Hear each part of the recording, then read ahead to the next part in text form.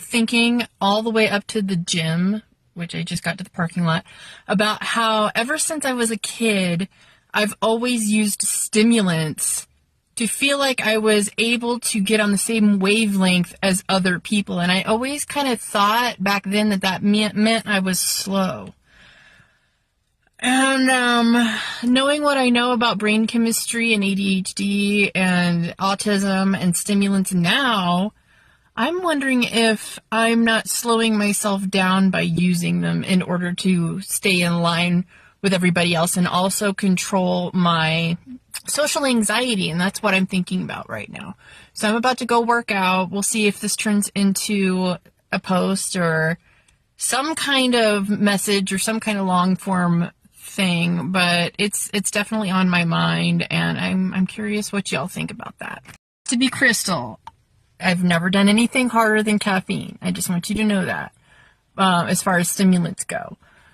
But I have made podcast episodes about my drug experiences. I used to have a podcast named Spirituality with Muscle, and I was curious if you've listened to it. I have Drugs Not Hard Ones, just ones that changed my mind up an episode, and then Drugs Part 2. If you've listened to that, let me know. But also, if you want me to make an updated episode, I'd have to restart my podcast. But are you interested in a podcast form, or are you just happy with YouTube? Let me know. Try to name everything that I just did at the gym. So I started with rear delt and upper traps. Then I did RDLs all on the cables, and then I did floor work. Oh yeah, I did lat pull downs in combination with the RDLs. Then I got on the floor. I did single leg glute bridges. I did puppy pose. I did the corner stretch, frog pose, whatever that is. Then I did a bunch of abs. I don't know what to call it, but I supported my leg on the box behind me and did a bunch of around the worlds. Gets your abs like crazy. And then I did, oh my God, I'm going to run out of time. Then I did practices for pistol squats on a box. Then I used a kettlebell to help me train my hip flexors.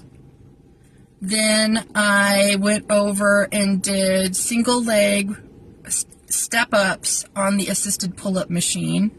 Then I went over and, I forgot about the cable, adductions. Abductions? It's outside the leg glute med stuff.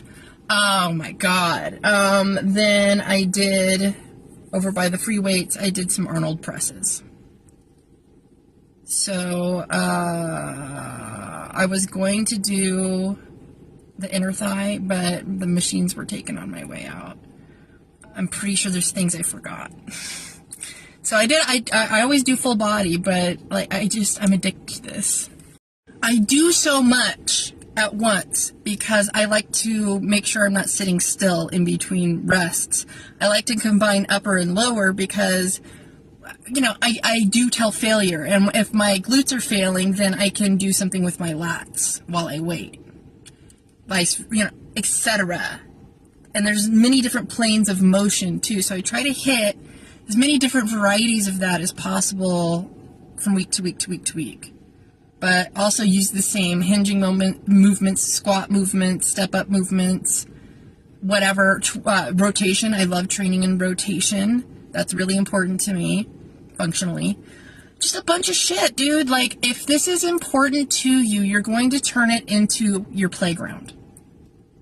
So I keep my heart rate up, I work out for 2 or 3 hours straight, and I don't stop until I can't move anymore. I do something to stay active every day, whether or not that's a hike, working out at home with, I have a mace that I got for my birthday, and kettlebells, and resistance bands. So I try to keep it moving. I am so fucking active at this point in my life, but I am really proud of myself. I used to be such a stagnant person in my 20s, and I did not support myself or my body, I would self-destruct with alcohol and whatever I could get my hands on at the time.